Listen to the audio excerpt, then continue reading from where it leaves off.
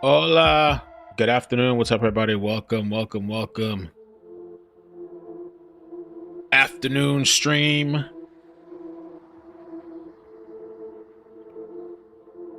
It's getting crazy. It's getting crazy. I'm confused. I don't know what's going on anymore.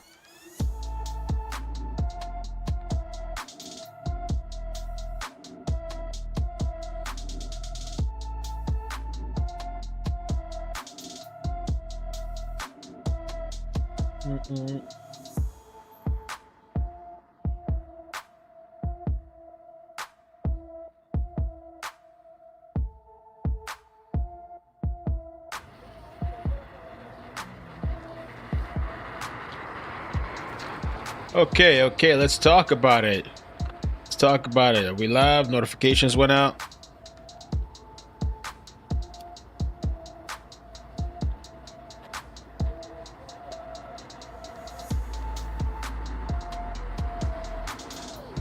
Emergency. What do you guys think? Tactical nuke option? Clickbait is real. I have articles to back it up. Relax. I have news articles and everything. Sit down. Quiet. Always complaining with the clickbait. Felony Fridays. Felony Fridays, man.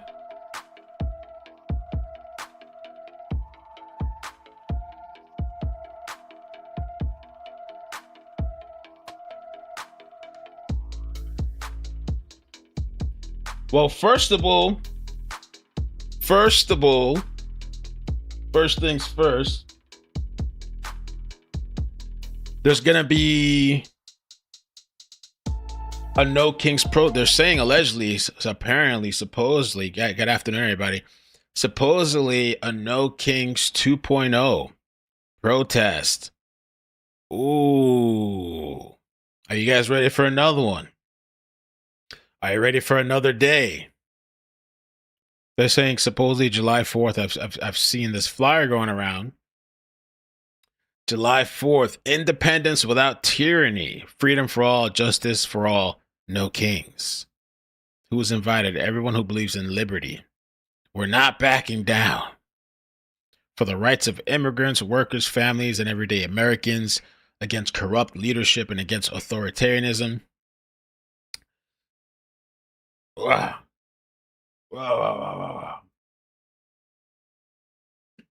Back again. July 4th, where your city, your streets. We'll see. We're going to keep an eye on this. No kings. All right. So be ready for that. Be ready for another one.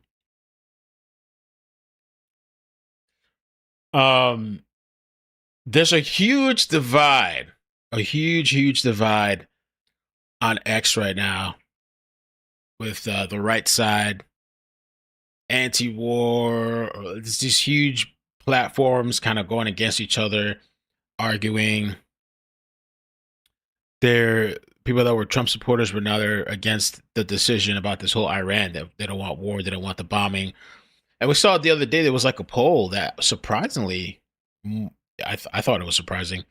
More people wanted for the bombings to happen because they just feel that Iran shouldn't have a nuclear bomb, that it's dangerous for them to have it.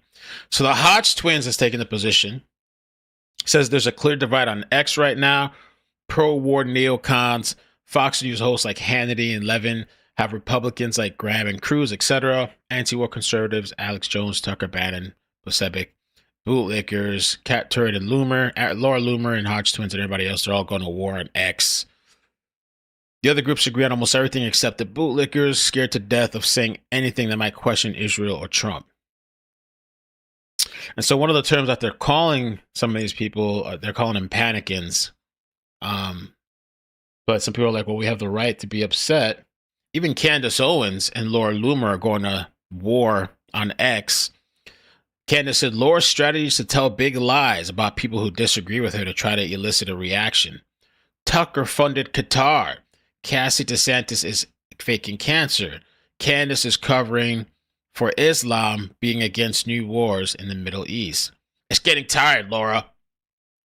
All this drama, all this fallout, between everybody, big names.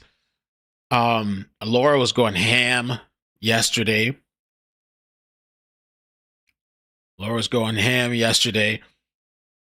She had a live stream last night too, where she pulled out receipts of how Trump has felt about Iran all this time with no bombs. So it's a mess right now. It's a mess on X.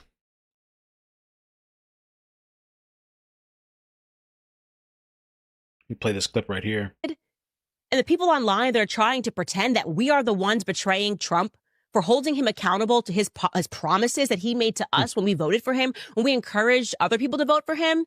You're pretending that we're the ones that are problematic? This level of gaslighting that's taking place, you got Laura Loomer out there saying, screenshot every tweet that's against Donald Trump. Let me tell you something, sweetheart. You better start capturing Donald Trump's tweets that are going out right now, because they seem pretty against Donald Trump's ideas of yesteryear. That's all I'm saying. Oh. So last night she went and pulled out. What does he think? We're stupid? Like all these pages of receipts, and she was like, Trump said this, Trump said that. Laura Loomer did. That he's always had this stance about Iran and no nukes. So there's like this crazy, I've been kind of watching it and following it. There's this crazy divide happening right now with some really big accounts on X. And by the way, just a quick sidestep, the Democrat donor and lobbyist Jonathan Bone was arrested for threatening to commit violence at the Minnesota Capitol. What is going on? What in the world is going on? I thought it was a democracy. But some people, if you disagree with them, it's violence. They're sending you death threats. They're showing up at your house. They're doing all kinds of stuff. Breaking news right. We have major breaking news right now. The United States is preparing to strike Iran in the coming days, as soon as this weekend, and multiple federal agencies are now preparing for the possible strike, according to Bloomberg. Officials have stressed that the attack plans are changing with every passing day, every passing hour. And the attack could still not happen, but they are looking at potentially this weekend as the day the United States strikes an Iranian nuclear facility. If the United States were to do this, the United States is preparing for Iran to strike back, specifically targeting U.S. bases in the region. It's moved a number of military assets from the Middle East to protect it. But if the United States gets kinetic, it will be in a war with Iran. Iran will fire back, even though it's unclear exactly what Iran could do at this point, given the fact that most of its ballistic missile launchers have been destroyed and its military program has really been decimated. Leaders are... All right. Let me skip a little forward to this. I have a video too that I have two videos that we're going to listen to. There's some people in the chat losing their minds that don't have any patience. I think I'm making it up. So Trump weighs Iran strike as Pentagon officials privately divided over bunker buster bombs. And we'll get into it. Donald Trump has suggested to the defense officials that it would make sense for the U.S. to launch strikes against Iran if the so-called bunker buster bomb was guaranteed to destroy the critical uranium enrichment facility at Fordow, according to people familiar with the deliberations. Trump was told that dropping the GBU-57, a 30,000-pound bomb, would effectively eliminate Fordow, but he does not appear to be fully convinced. The people said and has held off on authorizing strikes, as he also awaits the possibility that the threat of U.S. involvement would lead Iran to talks. The effectiveness of the bomb has been a topic of deep contention at the Pentagon since the start of Trump's term, according to two defense officials who were briefed that perhaps only a tactical nuclear weapon could be capable of destroying Fordow because of how deeply it's located. And I had read like it was like 300 feet or something that they're trying to get to. Trump is not considering using a tactical nuclear weapon on Fordow, and the possibility was presented by Defense Secretary Pete Hegseth, the Joint Chiefs of Dan Kane, in the meetings of the White House Situation Room, to people familiar. But defense officials who received the briefing were told that using conventional bombs, even as part of a wider strike package of several GBU-57s, would not penetrate deep enough underground, and that it would only do enough damage to collapse tunnels and bury it. The defense officials were also told to complete or destroy Fordow, the Israel intelligence estimates go down as far as 300 feet. It would likely require the U.S. to first soften the ground with conventional bombs and then ultimately drop a tactical nuclear weapon from a B-2 bomber. Now, let me play this clip too. But this is the bomb right here. 30,000 pounds penetration GBU.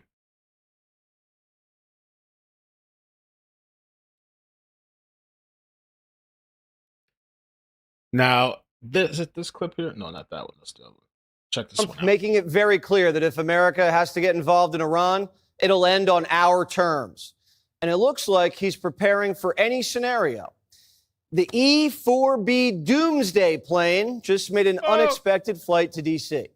The $500 million aircraft was designed to withstand nuclear blasts and keep top government officials safe when threats are off the charts. And it landed at Joint Base Andrews under the cover of night on Tuesday. Right now, the United States has 2 destroyers anchored in the Mediterranean, the USS Sullivans and the USS Thomas Hudner. Both of these $100 million platforms have been shooting down Iranian missiles.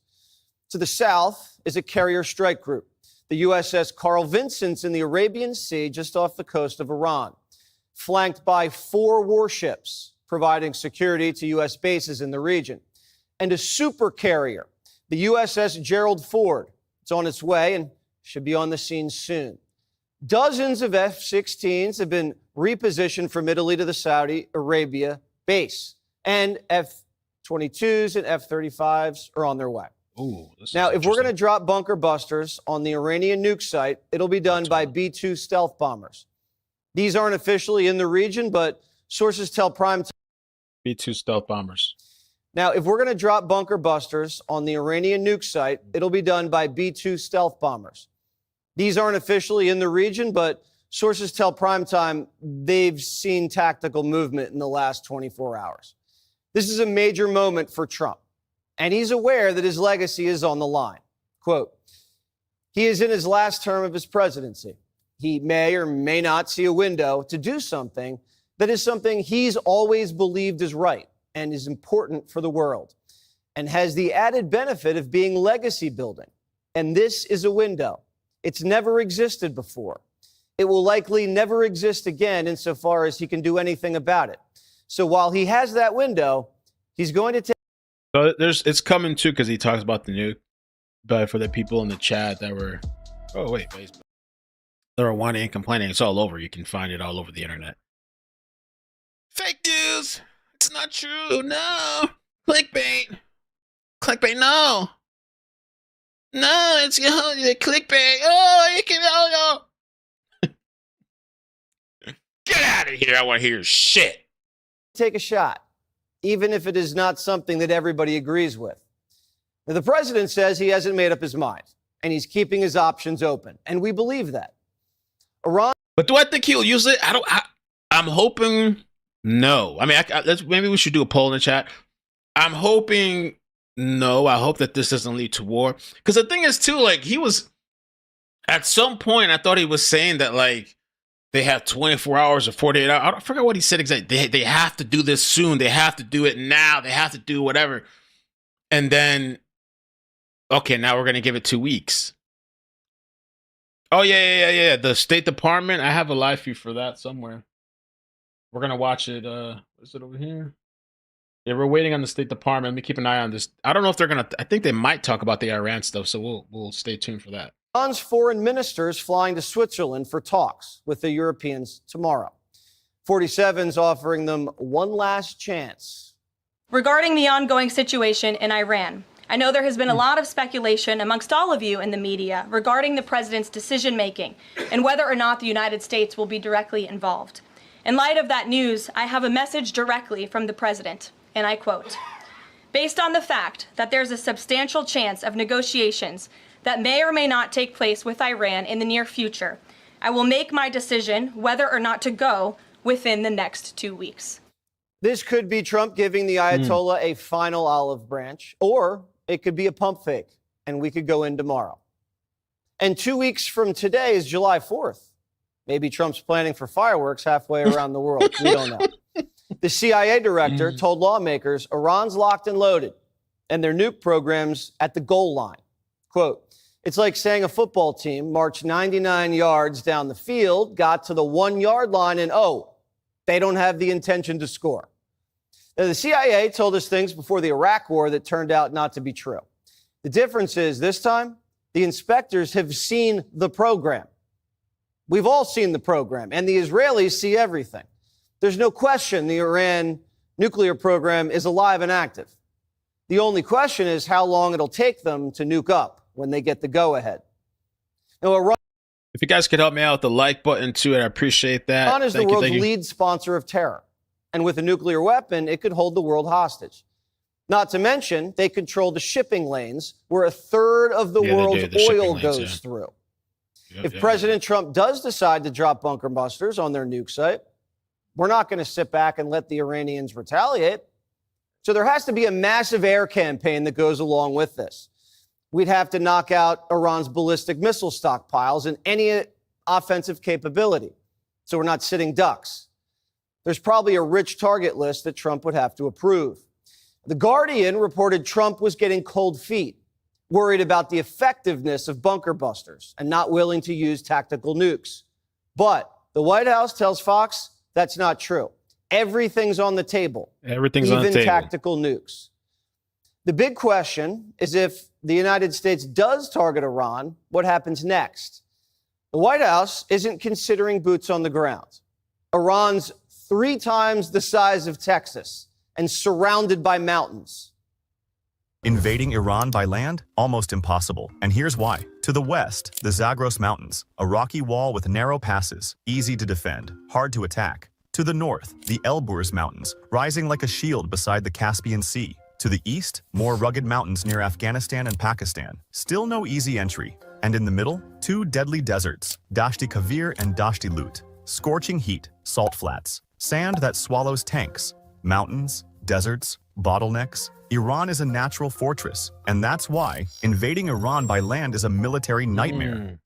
Iran's different than Iraq because you wouldn't have legions of foreign fighters pouring into the country to target Americans. Well, because there won't be any Americans there, and 2, good luck getting in.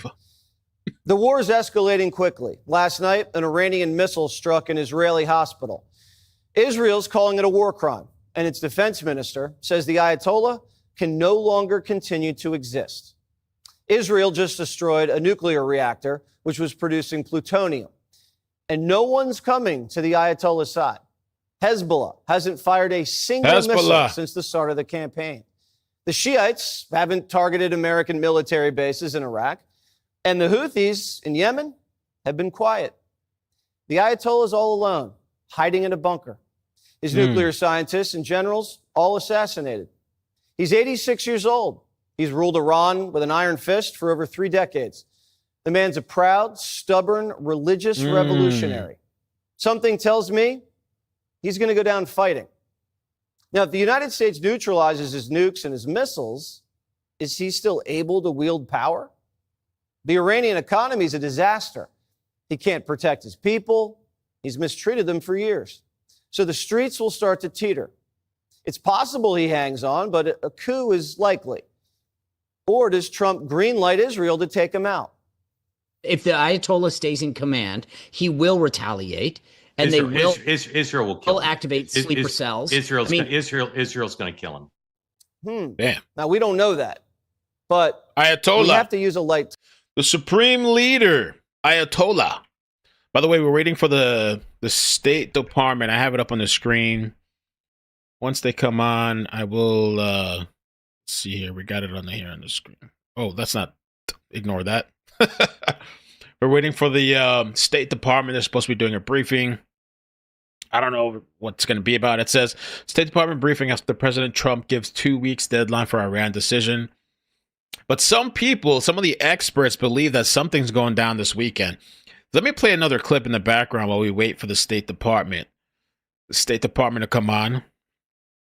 Now, for the people in the chat, if there's anybody that's in the middle or progressive, maybe you'll like a little bit of the mix-up. All right, guys, I got some big breaking news here for you. Progressive Multiple pieces of big breaking news. So the legendary journalist Seymour Hersh is out with a big report on what's going on with Iran right now. And according to him, he says it's not just the case that the U.S. is going to directly enter the war and start bombing Iran and going after their nuclear facility. According to him, the decision has already been made to do full regime change. So that's a big deal. I mean, as of this moment, Trump is still playing hide the ball and pretending nobody knows what I'll do. Maybe I'll attack, maybe I won't. Nobody knows what I do. But the thing is, we already know the U.S. is directly involved. Obviously, we're arming Israel. We're funding Israel. We provided them support on the ground. We greenlit the initial attacks, the initial multiple waves of attacks. So we're already directly involved in the war. And the media is talking about it from the perspective now of, will the U.S. get directly involved? Illegally, by the way, because that's what it would be. Because I have some breaking news for you guys, though. Let me pause the presses for a second. Some breaking news. So, as I'm scanning, because I'm always looking for updates and stuff, Alpha News posted, Vance Butler blamed Governor Walz for shooting Rampage in confession letter. Multiple sources with direct knowledge of the investigation confirmed that to Alpha News that Butler's so-called confession letter was intended for Kash Patel.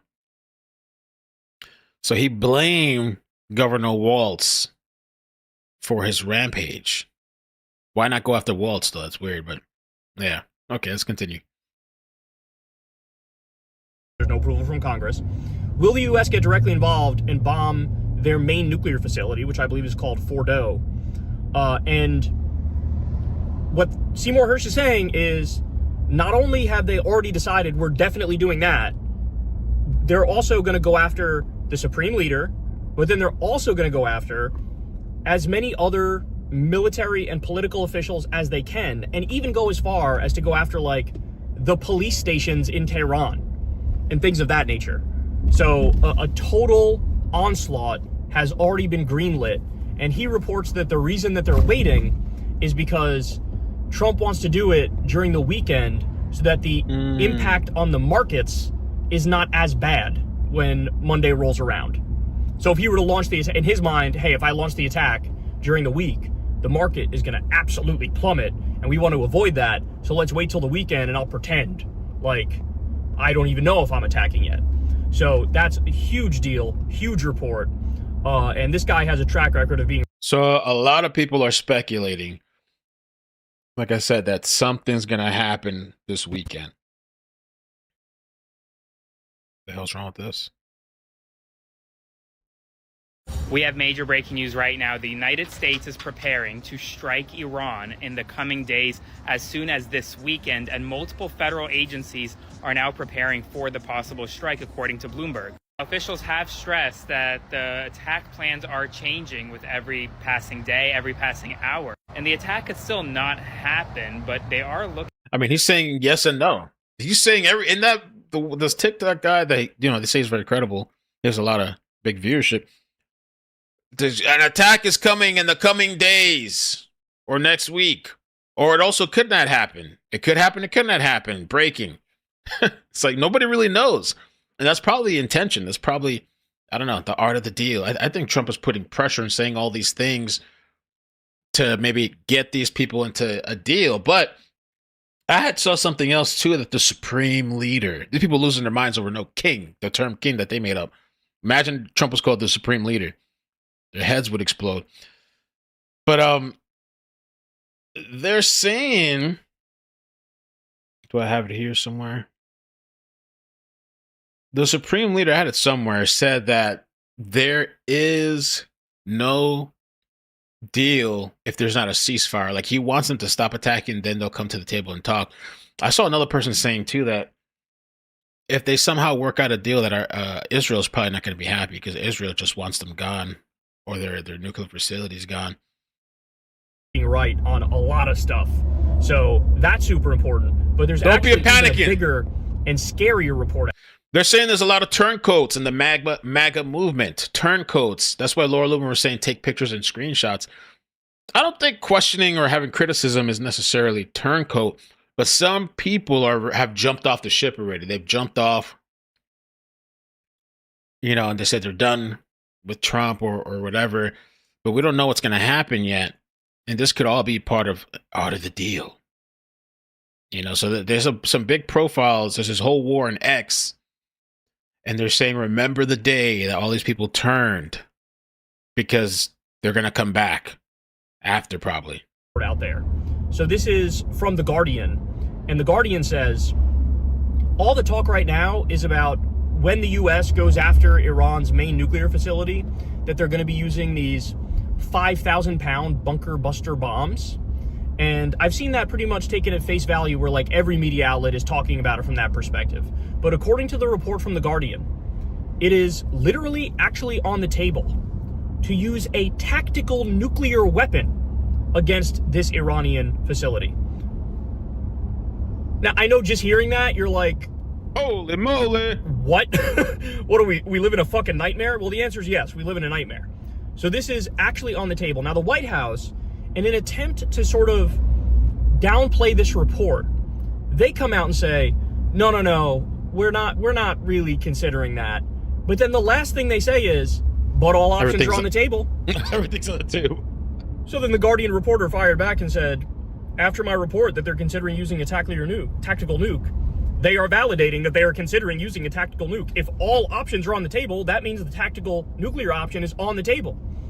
And by the way, there's an actual reason why this might even be not just possible, but maybe even potentially likely that they would use this, is because we've seen the impact of the 2,000-pound bunker busters. So Israel has a bunch of those that we gave them. And as you all know, they've used them in Gaza. Now, you could see the impact when one of these things lands, right? And yeah, it's, 2,000-pound bunker buster it's a big deal. It's a very powerful weapon. But at the same time, the amount of damage that it does, certainly that's not enough to get the Iranian nuclear facility, which is literally like in a mountain at the base of the mountain, right? Base. And so we saw the damage the 2,000-pound ones do. That's nowhere near the damage you would need to take out this nuclear facility. But they say it's okay, it's going to be 5,000-pound bunker busters. But even the impact of the 5,000-pound bunker busters, a lot of experts think that is not enough to get this nuclear facility, right? And so then the question becomes, all right, are you guys talking about let's launch like 10 5,000-pound bunker busters and think that might work and get all the way to the base of this mountain where there's a nuclear facility buried inside? Or is this just a fucking smokescreen, and the real thing that you want to do is maybe use a couple bunker busters, but also a fucking tactical nuclear weapon? I mean, honestly, this is like... So that's all the big talk. Everybody's talking about it. They were actually talking about it since last night, but a lot of people are kind of catching on today. Let me play this little clip here. We're still waiting for the State Department. They've actually been delayed for quite a while, because even before I started the live stream, this is a live feed on the smaller screen. They've been just kind of there. I don't know what's going on, but welcome back. Over an hour late. Israel continues to hammer Iranian nuclear sites to disable the country's atomic capabilities. So far, it's launched dozens of strikes on these facilities you see in the northern and north-central parts of the country. It includes the one that is most concerning to everyone, Fordow. That site is buried deep in a mountain, about 300 feet below ground, some 60 miles outside Tehran. Taking out that facility will require a much bigger bomb than Israel has in its arsenal. Thank you for the subscriptions, guys. I appreciate everybody that subscribed. E. Nelson, Drum, Joel, Chosen, Amanda. Thank you for the 25 months, Amanda. Thanks for the live today, Mel. Philip, it's early. It's early today. It's Friday, Felony Fridays, as we call it. So I just want to jump on, because I have all my notifications now. I want to jump on early, check in with you guys, let you know I'm here, I'm ready. The president's considering deploying a U.S. bunker buster bomb. It is capable of penetrating 200 feet underground before detonation. Chief National Security Correspondent Jennifer Griffin explains. Hey, Jen. Hi, Jackie. Well, we've just learned that the USS Nimitz, the aircraft carrier strike group, will be arriving in the Middle East this weekend. That's significant in terms of any potential strike on Fordow, because on board are not only dozens of warplanes and up to 5,000 sailors, but also the very important EF-18 Growler electronic warplanes that are needed if you were to fly the B-2s over Iran. Now, here at the Pentagon, there is little doubt whether the GBU-57 massive ordnance penetrator, or MOP, could destroy Iran's Fordow nuclear facility, buried, as you said, 300 feet under a mountain complex with layers of limestone and dolomite rock, which geologists call nature's own bomb shelter. Shown here during a test in 2018 and developed by the Air Force specifically to address Iran and North Korea's underground nuclear sites, the MOP was designed to penetrate 200 feet underground. Further, if two missiles are dropped via GPS positioning into the same hole. The MOP. Does it have the capacity, if it's employed the correct way, to have the effect inside the mission space? Absolutely. Retired Navy Captain Todd Sawhill oversaw the Defense Department's targeting operations, advising 5 CENTCOM commanders and the chairman of the Joint Chiefs on weapons like the MOP. You can use a multiple hit scenario so that you have multiple impacts in the same point. You'll create a large crater, spoil will be thrown out, and it allows a pathway for the next munition to go in even deeper and farther, so that successive hits on the same point will allow increased penetration and increased lethality. So as far as the poll right now, we've got 1,400 people that voted. 33% say yes, a tactical nuke should be used. 67% say no, should not. I'll probably do a new poll in a little bit too, because I'm wondering, do you think if Iran should be bombed, or should they just be left alone to their own devices? All eyes now on Whiteman Air Force Base in Missouri, home to the B-2 stealth bomber. The U.S. is the only... Lily, thank you for the tweet here. Says, giving them a 2-week window to talk would give Iran time to prepare for the attack and get ready. It would make more sense to announce a 2-week deadline than a strike. Well, Israel keeps trying to say that in the next week or 14 days, the exact timing that it seems like Trump gave, they have the capability to build a nuke or whatever and launch it. But they've been saying that for a long time too, for years. Only military in the world with the capability to strike this buried program with a conventional weapon using its B-2 bombers, which can fly at 50,000 feet, carrying 2 massive 30,000-pound bunker buster bombs. There are 2 entrances to Fordow. If they wanted to go after the portal entrances, it's likely that they would use 2 B-2s for each portal entrance, so it could drop 2 bombs per portal. The B-2s fly with a significant air. Yeah, this is interesting too. Apparently they're saying that, I've been hearing a lot about these earthquakes in the area of Iran. Well, they're saying now, a couple minutes ago, quake strikes just west of Tehran. Or they say too, it's not Iran, it's Iran, whatever. But so a quake striked 5.1 magnitude, rattled Iran's capital region today, shallow, sudden, just a few kilometers west of Tehran.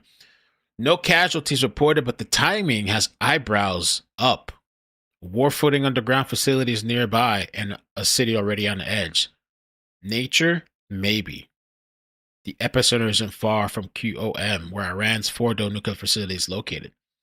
What's going on, man? Are they controlling the weather? All of a sudden, these earthquakes. Air escort for protection. It's a 30-hour round trip to the Mideast from Whiteman that requires a massive air refueling bridge. That is why the Pentagon ordered dozens of refuelers to bases in the UK and the Middle East. Lieutenant General Mark Wetherington is a former B-2 pilot and served as deputy commander of the Air Force Global Strike Command. There'll be dozens of tanker aircraft supporting it. There'll be electronic attack and command and control missions and all sorts of support to this type of a mission. And so it's a very complex mission. The mission, General Wetherington says, will rely on the quality of the intelligence about the Fordow site. Jackie? Jennifer Griffin, thank you. Appreciate it. Well, some opinion pieces highlight the potentially historic choices the president faces in his decision-making. The New York Post editorial board with "Keep the focus on stopping Iran's nukes. Regime change is too risky a game." And Karl Rove writes in the Wall Street Journal, Trump's clarity on Iran and the questions that remain, he hasn't wavered in his view that Tehran can't have nuclear weapons. Now he'll have to decide what to do about it. Michael Allen is a former special assistant to the president and senior national security director under President George W. Bush. Michael, thank you for being here. Appreciate it. Thank you. So you just heard Jennifer Griffin's report, and it sounded to me like the assets that are moving in that direction would allow the president, if he so chooses, to take some kind of an action within the next week or so, even though the White House has said that he'll make a decision on whether to strike in the next 2 weeks. What do you see happening here? Do you think there's really a chance for diplomacy? I think the president wants to leave the door ajar for diplomacy. I think he would like nothing more than for the Iranians to just sort of cry uncle and understand that they may be risking the health and security of their regime if this continues and if the United States were to intervene.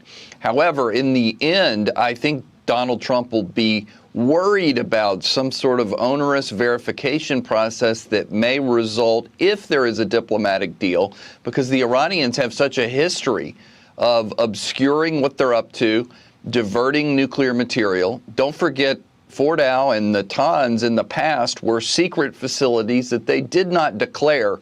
So there's a lot of baggage associated with trying to trust the Iranians. We still want a diplomatic solution, but at the end of the day, because we're already in the middle of a military conflict, it may be just that the best option is to go ahead and strike Fordow. All of their defiant rhetoric, too, about never surrendering, I'm sure gives some people some questions. But meantime, the former secretary. Well, there was this study. I saw this yesterday when I was scrolling, completely unrelated, but they're saying cannabis use raises risk of heart attack and stroke more than cocaine. So those of you guys in the chat, you might want to consider changing your lifestyle habits. Let me see here. Let me pull up this screenshot. They're saying, according to this, whatever study they did over here, they're saying cocaine is healthier than weed. And so things have really taken a turn in 2025. Cannabis raises risk of heart attack. That's wild to me.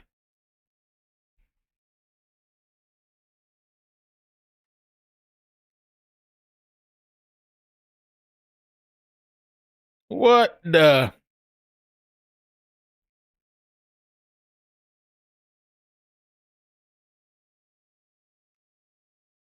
Almost seems like a joke. But it says, yeah, according to recent studies, cannabis may pose a greater risk to heart health than cocaine.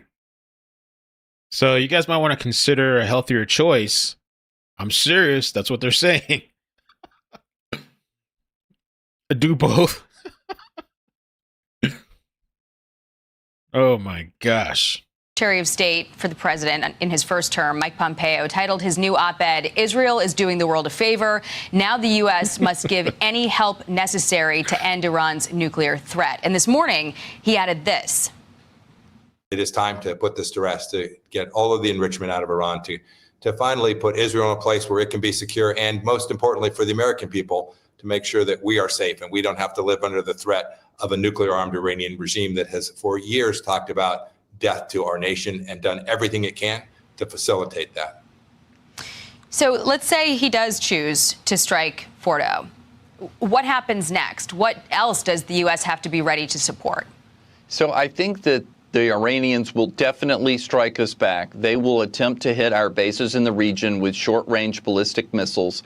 I think we would become even more than we already are in the crosshairs of their terrorist infrastructure. So I know that the president is weighing this in terms of a cost benefit analysis. There's a reason why we've sent so much personnel, so many planes to the region, not just to support the B-2, but also to help shoot down any projectiles that the Iranians may send at Americans in the region. So the question really is, there will be blowback, but can we mitigate it? Can we do well enough by setting the theater with enough defensive weaponry as to sort of make the Iranians pause and think to themselves, if we hit the United States, or at least try to, we're just inviting even a greater series of airstrikes from the United States. This is an interesting post to check this out.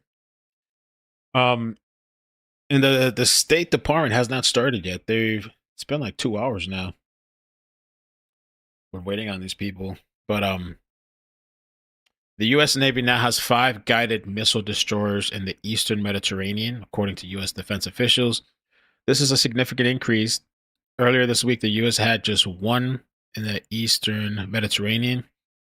Following Israel's attack in Iran, the U.S. had 2 positioned in the Eastern Mediterranean off the coast of Israel, which helped protect Israel by shooting down incoming missiles from Iran. There's a big setup going on out there. Wow. Lord Almighty. And Israel was taking hits. Israel was taking hits last night. Yesterday, I think they were taking. Ooh. Why don't you put it?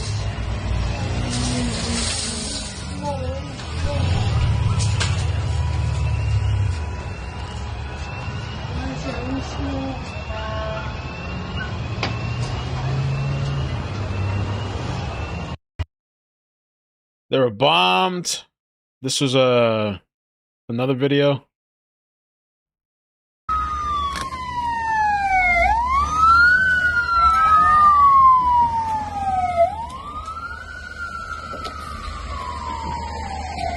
The cars.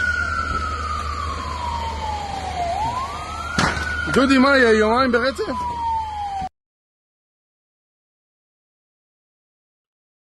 This young Iranian girl from Karaj. Tel Aviv residents, prepare your coffins. You dug your own graves with your own hands. از اینجا یه پیشنهاد دارم واسه ساکنین تل آویو. تابوت‌هایتان را آماده کنید که شما خودتان با دست خودتان قبرتان را کنده اید. And supposedly Iran had hit a hospital too. There's another picture of the damage. תראי, זה עדיין מתפוצץ, מטל. Wow. Breaking U.S. intel warns Iran may build bomb if strikes hit Fordow or leader.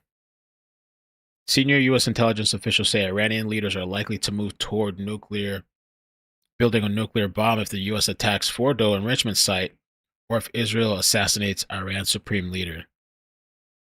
The warning marks the most direct prediction yet from Washington on the Tehran could possibly respond to the military escalation. Fordow. Support building, 1,800 square feet. They got a checkpoint. They got tunnel entrances. Security perimeter with guard towers. Centrifuges beneath the mountain. Large underground. This is the one they're talking about, supposedly, that the tactical nuke is on the table because they want to make sure they can wipe this thing out and get deep enough.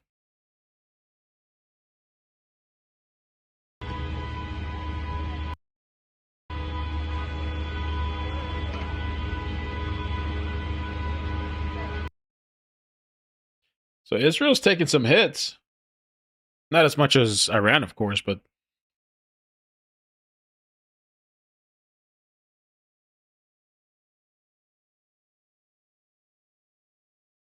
mob bomb. 743. Let me refresh this.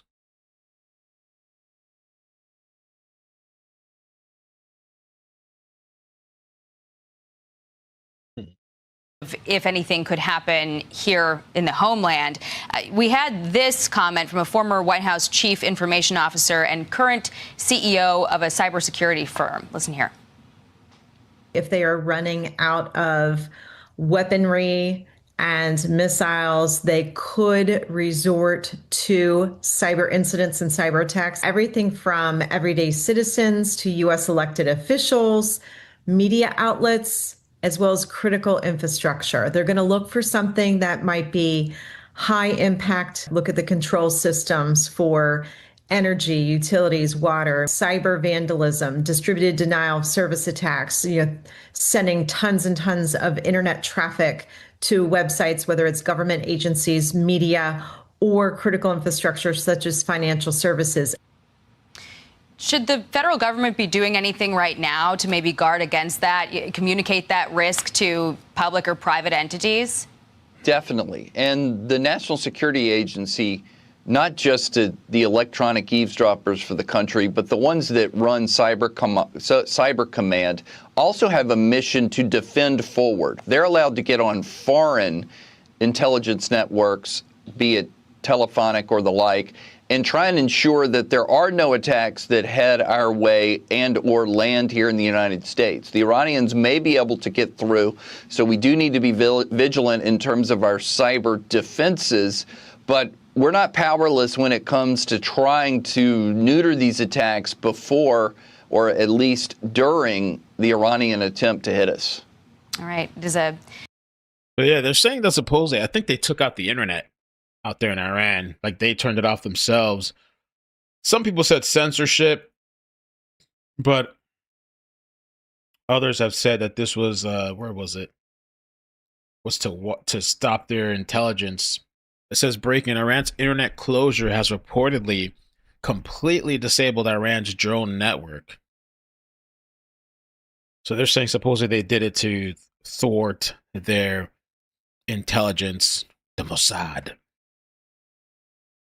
Let's see if I can find any more information about that. So yeah, Iran has an internet blackout, Iran. And it initiated a near total internet shutdown June 17th through the 18th, reportedly blocking over 90% of the usage, citing cyber war threats and to control public information flow. Major platforms and VPN services were shut down. Connectivity fell to 3 to 10% of normal levels. Wow. Israel reportedly had a covert Mossad drone base inside Iran, using micro drones that depended on cellular SIM networks for communication and targeting. So maybe it's everything. Maybe they wanted to stop their being spied on. Maybe they also wanted to stop and control the news to coming in and out. And so that could have thwarted the Mossad's operations inside from using that SIM technology network. By severing SIM and internet access, Iran claims it knocked out the command and control feed for Israel drones operating within its borders, effectively disabling its operation. If it's true, that's what they're claiming. Who knows what's what, right?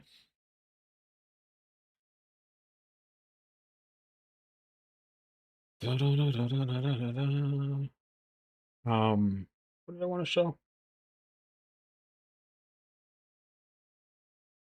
Still waiting on the department. It looks like they might be getting ready to start soon.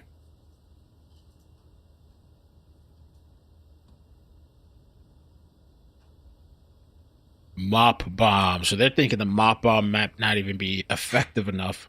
The fact that we're even having this conversation is immensely disturbing. And it shows you that we've lost our fucking minds. Now, by the way, another part of the reporting, I believe this was Seymour Hersh's reporting. Let's go to says, so the U.S. is all on board. Israel is obviously, over the moon at the fact that we're green-lighting regime change. But there actually is a disagreement at the bottom of this. Because even though the U.S. has basically agreed to everything, the disagreement comes with, well, what happens after? Like, what happens after we do the regime change? Well, according to the reporting, J.D. Vance, and he's one of the voices in the room who's saying this, and I think Trump may have tepidly agreed to what J.D. Vance is saying here. But his argument is like, all right, well, obviously what we do is we overthrow the supreme leader, and then we put in power some, like, moderately religious force, right? In other words, you don't go from a full Shia Islamic theocracy and like go full secularization, right? Because that would be like a culture shock. That would lead to further back. But supposedly, and I gotta look this up, Iran has a large, I don't know if that's true though, a Christian population. Is that true? Let me see.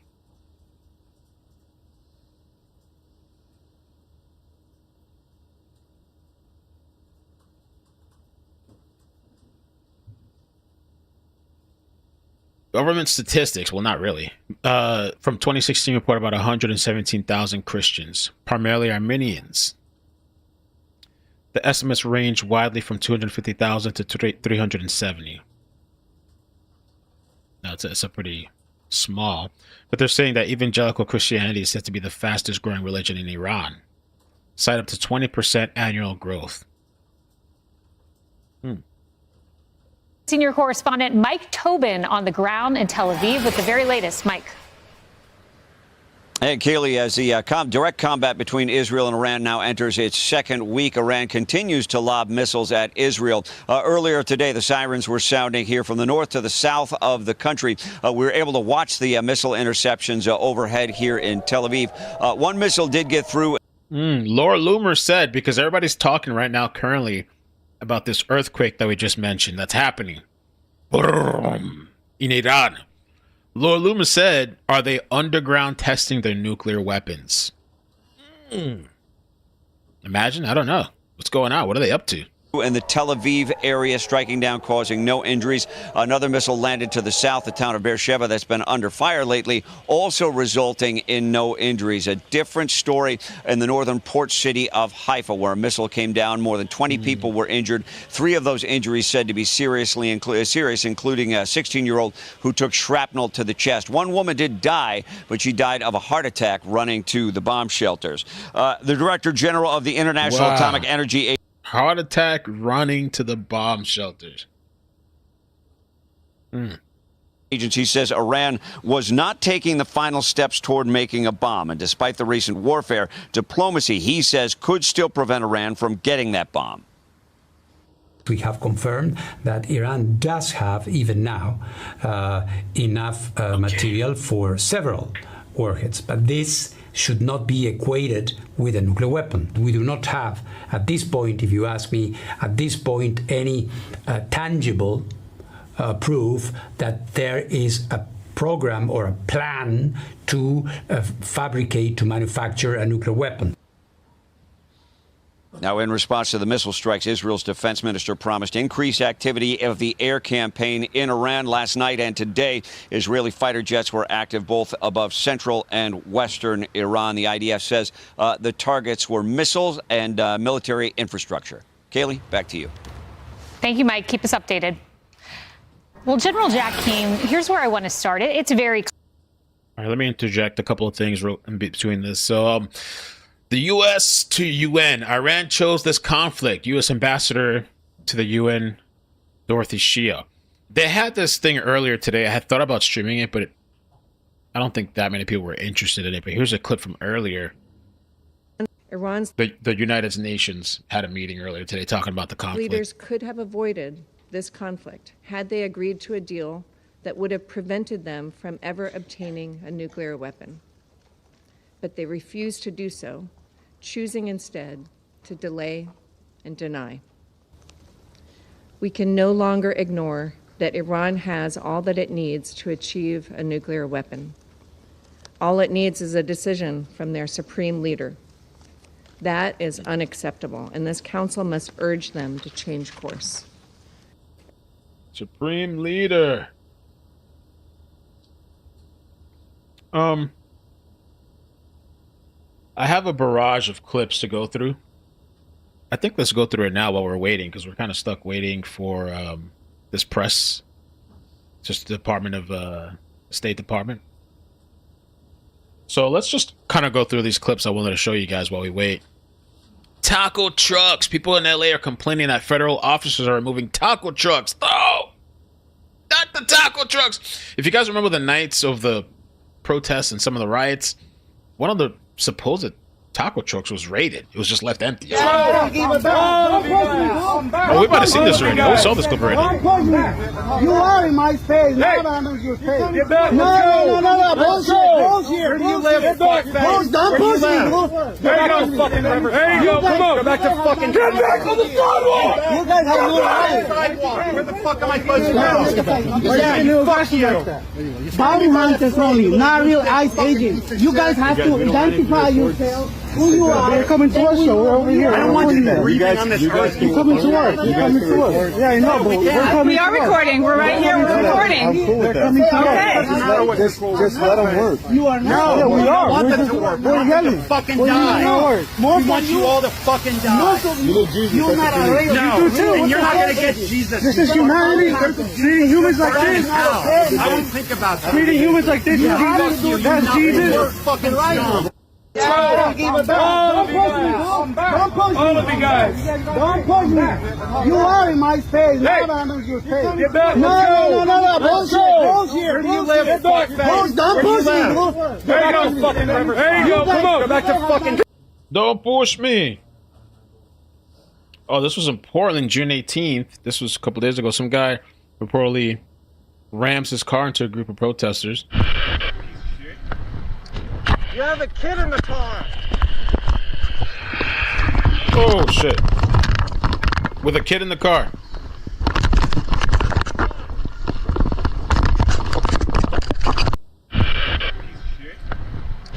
You have a kid in the car. Jeez, these people are crazy. By the way, they've been protesting the hotels that ICE has been staying at. Last night, I saw like 3 or 4 feeds. They were outside of the hotel, like banging and playing loud music and doing all kinds of stuff. It didn't seem like the cops were doing anything. BBC and Fox News won't show you this coverage of damage in Israel is off the scale. Hi, guys. Finally. This looks like Gaza. I don't know about this picture here. I heard that they were showing some Gaza images saying it was Israel. I don't think this is Israel. Israelis are getting what they've done to Gaza. No. Is happening to Tel Aviv. Tel Aviv is being blasted to kingdom come. This is what happens. For years, what you've done to Gaza, you're being pounded right now. Look at your cities. Planes being crushed, buildings falling. Even people from Fox News have been stopped from making videos, and cameramen have been stopped from taking pictures as the Tel Aviv buildings are falling. People are running like fleas, literally fleas, into the underground bunkers. Not like Gazans who didn't even have a chance to this looks like AI. Save life. Now you're running like fleas in Tel Aviv. Guys, yeah, it does look like AI. Thank you very much. I thought I saw some viral. Oh, it's starting now. Thank you, everyone, and thank you for your patience. We're waiting for President Trump, as you likely know, that he was leaving the White House and taking the helicopter flight. We wanted to make sure we did not conflict with, well, I think the most important man in the world. Yes, so we're good, and we know that you also like to report on those things as well. And again, thank you for being here today. We do have a few announcements here, and then we'll begin with your questions. Thank you for being here. Nice orange. Nicely done.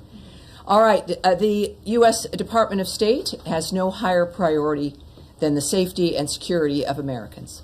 As we continue to assess and address the needs of U.S. citizens during this important time, I want to reiterate a few important instructions for everyone watching at home and around the world. We urge all American travelers to sign up for the Smart Traveler Enrollment Program, known as STEP, to receive the latest updates from the State Department. We also urge U.S. citizens to regularly monitor the department's website at travel.state.gov to receive the latest updates and to find emergency contact information. Americans overseas in need of assistance should contact their nearest U.S. embassy or consulate, or call, if you're overseas, +1 202 501 4444. That is +1 202 501 4444. Another important update: the State Department has added a crisis intake form.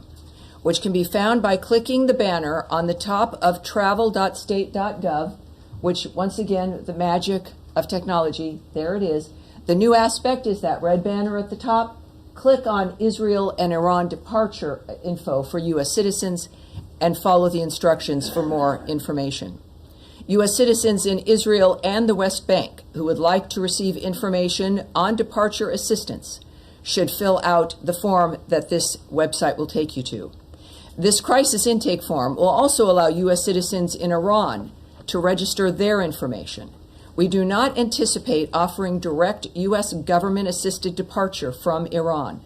Americans seeking departure should take advantage of existing means to leave.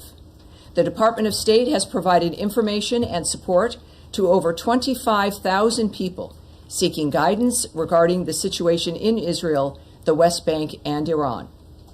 And on Iran, I want to reiterate the statement from President Trump delivered by my colleague Caroline yesterday. Quote, based on the fact that there is a substantial chance of negotiations that may or may not take place in the near future, I will make my decision of whether or not to go within the next 2 weeks.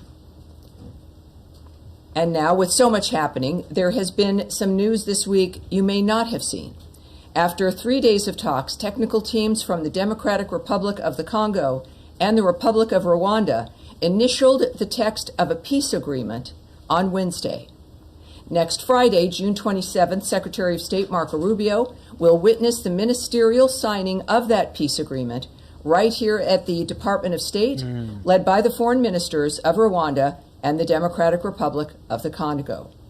This is a milestone achievement and a significant step toward peace in that region, and we remind our friends and partners that with implementation of the agreement, the economic investment and development we all want to see will finally be possible. We look forward to more on this next Friday. Also, I would like to join the many Americans in New Jersey welcoming home Idan Alexander. Held hostage by Hamas, his release is a reminder of our commitment to Americans wherever they may be in the world. The scenes of people lining the streets were truly heartwarming, and America is stronger with one of our sons finally home. And lastly, we are having this briefing on Friday because we were not here yesterday because it was the holiday Juneteenth. On June 19th, for everyone wondering and not perhaps having all the details, on June 19th, 1865, Union Major General Gordon Granger arrived in Galveston, Texas to announce General Order Number 3, declaring that all enslaved people in Texas were free. More than 2 years after President Abraham Lincoln's Emancipation Proclamation had officially ended slavery in Confederate States, I should say.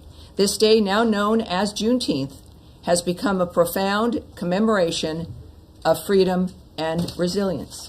So I hope you enjoyed yesterday, and we are here today, and I'm ready for your questions, shall we? Yes, Daphne. Thank you so much. So on the 25,000 that you said the State Department has provided information to, is that U.S. citizens who are seeking information on leaving Israel, the West Bank, and Iran? It's information in general. So it would be a combination, I'm sure, but it's a general information, conditions, perhaps departures as well, but general information. Okay, and do you have any numbers on the number of U.S. citizens that are seeking information on departing Israel or Iran? Those are not numbers that I will share at this time. Just as a reminder as well, while today is a bit different than the feeling of Tuesday, we are still in a dynamic where there are still hostilities, where there are still people in bunkers, where there is still a danger. Clearly, we've heard the statement from President Trump about his posture at this point. So we're still going to be careful for national security reasons, obviously, when it comes to what we can answer. So that's a number that I won't be able to give you today. Okay. All right. And we will not, we'll do one more, but then we will continue on here. Yes, go ahead. Thank you. Just on Ambassador Huckabee's tweet, he said that the U.S. is working to get military, commercial, charter flights and cruise ships for evacuation. Have any of those organized by the State Department evacuated American citizens yet? And if not, when is that expected Again, to start? I won't give details from this podium, but we know that at each embassy, they are posting actions that they're taking. We know that the Israeli embassy is doing that. So you could go to either travel.state.gov and get to the Israeli embassy, or go there directly, and you will see their statements. And I would urge you to do that directly when it comes to what the Israeli embassy is doing and what they've accomplished. Yes, sir. Thank you. Florida Governor Ron DeSantis chartered flights apparently for Americans in Israel seeking to leave, and successfully got, I believe it's 1,500 out. Wow, I didn't know that. Wondering if those charter flights were coordinated with the State Department in any way, or was this done on some tangent? Well, I think that there's, and we know that there, of course, are some independent efforts to get American citizens out of those areas, and when we suggest that people take advantage of existing means, we would include, of course, the nature of other opportunities to leave, independent efforts, independent groups managing those dynamics. As far as the DeSantis effort, I would suggest you call the state of Florida, call his office, and I'm sure that they'll get you more information. All right, Nadia. Thank you, Tammy. Since the president said there is substantial opportunity for negotiation and has given it 2 weeks, why not send in a U.S. representative to join the Europeans with the Iranians in Geneva today? And second, Mr. Grossi is worried that if Bushahar reacted... Let me answer your first one first, okay, if I may, and then we'll follow up with your second. First of all, Geneva is a discussion involving the Europeans. Of course, we're working on many different fronts and have from the beginning here in leading the nature of finding a solution to this problem. And we certainly continue to. The president's made it very clear, as he has, again, not just about this issue, but every other war and conflict that he's trying to stop. And also with his statement that he would allow to make a decision within the 2 weeks because of the potential. So those efforts continue on. How we're pursuing those efforts are up to the president, and he's making those decisions and anticipates that it might be worth waiting those 2 weeks. But other than, I can't characterize the why or the how. But I think it's important. One thing I think of the many that Americans have learned about President Trump is to believe what he says, to know that he'll deliver, and to not second guess the nature of the choices he's making. Great. And second, Mr. Grossi is worried about reaction coming from Bushahar if it was attacked. So are you worried that as a result of these attacks on any of the reactors that actually we might have a nuclear radiation? Well, certainly. I'm not going to speculate on the impact of the nature of what is transpiring in any country in this regard. I know that Israel has issued statements afterwards in dealing with any concerns regarding the actions that they're taking, and I would refer you to the Israeli government in that regard. But I'm not going to speculate on a hypothetical dynamic at this point. All right, yes? With regard to the talks taking place today, or concluded today in Geneva, does the Trump administration believe that they were productive in paving the way for diplomacy? Well, I don't want to characterize what the Secretary of State may think of what has happened. I know that the government as a whole, that we're hopeful for every new opportunity, every new effort to have this come to a conclusion that is diplomatic. That is something clearly we've seen in the president's posture. So while I won't be able to characterize it about what their opinions are at this point, I think at some point we may find that out. But I do know that we do hope that every effort is successful. Two more quick questions. Is the Secretary planning to get on the phone with any of those foreign counterparts that were in the meeting later today? Well, I know that, of course, he's headed to The Hague next week. And so I know conversations, no doubt, will happen there about a whole number of issues. All right. And then, yes, sir. We'll move on here. We'll move on here. Yes, sir. Go ahead. To the Secretary's Hague trip. When he was in Brussels in early April, he told us that it would take a few days or weeks, not months, certainly, for him to assess whether or not Putin was serious about ending the war. Today, we have all seen Putin's statements. So he himself made it clear that he has no intention to end the war and the killing. He even discussed, more territories to seize. I'm wondering, have you guys landed anywhere in terms of your conclusion about Putin's intention? Well, we know that since that point, I don't think he said days at that point, but he said a matter of weeks, and in that process, we saw our posture adjust in that framework. At the same time, as I mentioned before, during negotiations, things sometimes progress, things change. That's the whole point of negotiations and conversations, is that you signal that how long it is generally that you're willing to wait, but that you would know if someone is serious. And then again, it's not a static environment as you're moving forward through that time. At the same time, we've heard since then some very blunt comments by President Trump about President Putin. We also know that the parties themselves have met directly. And I think that that's also where we've landed at this point in comments from both the President and Secretary of State, that the only way this is going to end is for the two parties to meet and come to a conclusion and a decision and some kind of an agreement. That is where it is. And of course, we are always present.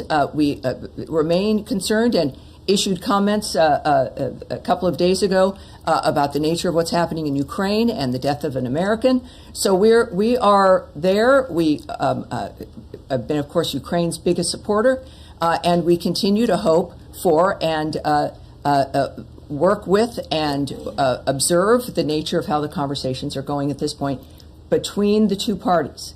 And that, like every other negotiation, can change one way or another. But that's our posture at this point. Of course, America is still involved, and we're clearly making our presence, our caring about the situation known, and that's where we're at this point. But in light of today's comments, as I mentioned, Putin's comments, and also his press secretary said that now we have a strategic advantage, quote, why should we lose it? We're going to move forward.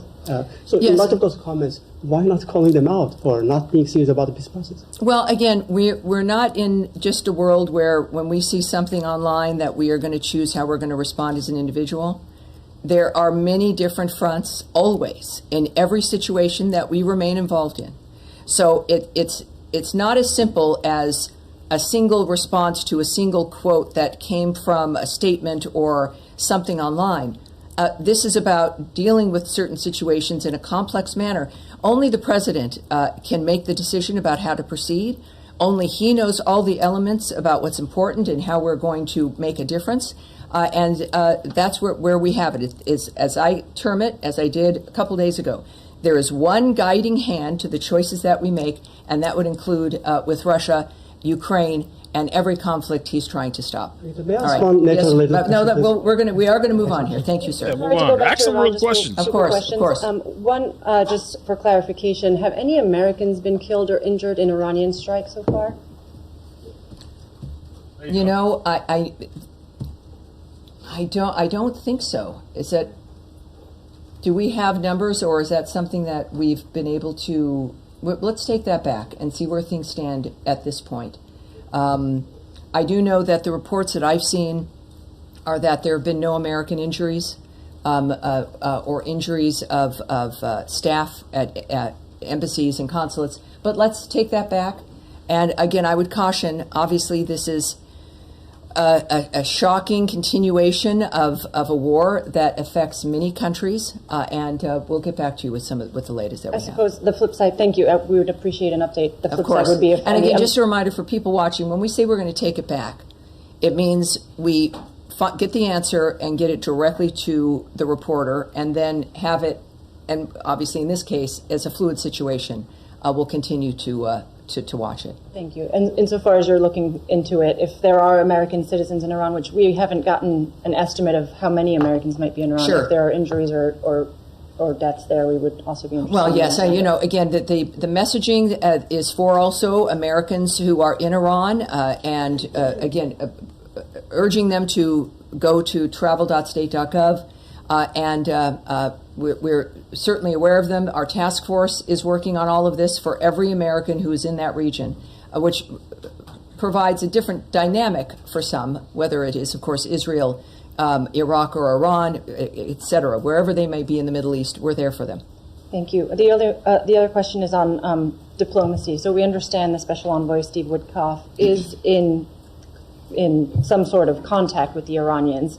How would you encourage us to think about that contact? Is that a prelude to negotiations? What's the nature of that of his engagement with Iran? Well, I wouldn't characterize it at all, except there are things that we know, which is that there had been negotiations, that we had gotten Iran to the table. We'd been having those conversations, led by Special Envoy Steve Witkoff. And we know that the president, from his statement, which is, I think, worth noting again, because it's very specific in its nature, and also, I must say, when I saw it, very Trump-like in his statement, as a man who is serious about everything he addresses, but in this particular kind of way, when it's existential, life and death, that he genuinely, it's not posturing. He wants to have it be solved diplomatically. He knows it can be. He knows, based on what he's accomplished already in the past, and the nature of human beings, which in business you learn a lot about as well, but certainly in his governmental experience and as a leader. Again, he said, directly from the president, quote, based on the fact that there is a substantial chance of negotiations that may or may not take place with Iran in the near future, I will make my decision whether or not to go within the next 2 weeks. 2 weeks. On that front, do you have an understanding of why there's now a 2-week window for diplomacy? Because at the same time, the White House said yesterday they understand it might be a couple of weeks before the Iranians achieve a nuclear weapon. No, but he has his reasons, and he's the one who knows, and that is the specificity of his statement. And I'll leave it at that. All right? Thank you. Yes, sir, at the end here. So on Ukraine, you said that... Can you tell me your name and your outlet? Oskar Gorzyński, Polish Press Agency. Go ahead. So, you said that you're not going to react to a single quote from Russian officials, but over the past few weeks, Russia has made it pretty clear that they're not interested in real negotiations. They killed a U.S. citizen. They struck the Boeing office in Kiev, and the president has repeatedly threatened sanctions on Russia if that happens. So why no action yet? I mean, how does that why you not go to war, Russia? Why not bomb Russia? Well, this is one of the reasons why we don't have negotiations in the press, debates between people reading things on the news, quotes in newspapers or made in a moment or on a website, that there are much more complex things that are happening. Other conversations, the culmination of multiple other negotiations with Iran is an example in one case, summits and negotiations with Russia and Ukraine, the parties themselves meeting. We've always said that we will not take, essentially for Russia, we're not going to listen to what they say, we're going to watch what they do. That remains true.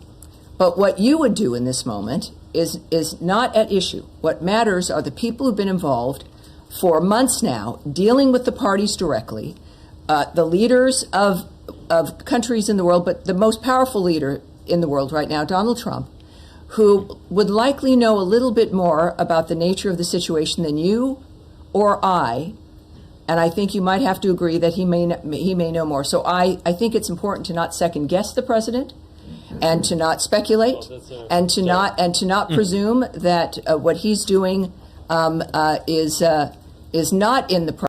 Damn, they're saying Diddy kept his precious baby oil stash in climate-controlled storage. Wow, climate-controlled storage. All right, do we keep listening to the Q&A or should we move on? Diddy, climate-controlled baby oil. Oh my gosh. New evidence pics revealed. Was it hot or cold? Like, I don't know what he kept those things. That's right. But is it correct that the only evacuation flight that has happened so far was the one for embassy staff and family members on Wednesday? I will not characterize that or agree with you or not. I won't give you an answer to that. Sorry. It's one of those things we can't hear. In the days prior to this conflict, I might go back and forth with you, but I can't answer that. Okay, well, because there was a comment from the embassy spokesperson about that. So are you aware of when these people call I assume they're calling the number that. Yes, they are. used? I've called that number. I don't know if many of you have. You called that number? You can call that number, and you'll get someone from the State You don't Department. go on to permanent hold. No, they're busier now. After the briefing Tuesday, I'm they're sure. busier. So, but be persistent and do the form online. That's always a good idea. But so the 25,000 people who have reached out, Yes. have reached out via that platform, either online or calling. Correct. And they, do you know how many of those 25,000 have then taken the information that they've been given or the guidance that they've been given, and then left? There's data that I won't be sharing, and even in general, it's not data that I can share with you. The fact that we got the number from the team. Those 2 weeks makes it 4th of I July? felt really excited about. Now you're making me feel like it's not so good. No, it is. It's a great that was number, what I was but doing. I will not break it down. Okay.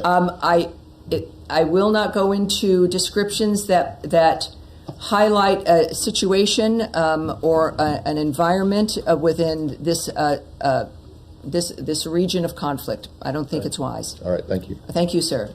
All right, yes, sir. Back. Thank you very much. I have 2 questions. Regional sources reported that Iran is using human shields to protect its military bases and Iran forces. human shields? Same thing Hamas did in Gaza. This tactic has reportedly been employed in several areas, including Kermanshah city in Iranian Kurdistan. Do you have any information on this, and would you please be willing to comment? What I can say, it's going to be brief. You won't necessarily like it, but I can say that we are aware of those reports, that the Iranian regime is using human shields to protect its military bases and forces. Oh, boy. And I have nothing further for you at this There we time, go but we again. are aware. Yes, sir. Well, you have one more? Yes, one more. All right, and then we'll please. come directly to you. Yes, sir. Danny Danon, Israel's representative to the United Nations, claimed that Iran has attempted to assassinate President Trump and Prime Minister Netanyahu. He said today at the United Nations. Do you want to comment on it? No, I would suggest you contact the ambassador, but I have no comment on that. Yes, sir. All right, now, yes. Thank you, Tommy. To question one on Iran and the other one on Iraq. I'm sure you may have heard from the Iranian foreign minister, which he said that we are not coming back to the table unless the Israelis stops strikes on Iran. And they are not going to negotiate with the U.S. until the U.S. will stop Israeli to attack Iranian.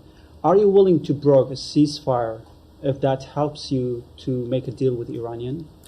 Obviously, I can't speculate on that. I'm not going to characterize what's happening now or the reaction by the President or the Secretary of State to what those negotiations might be. So you know that's a standard basis here, is we're not going to do that.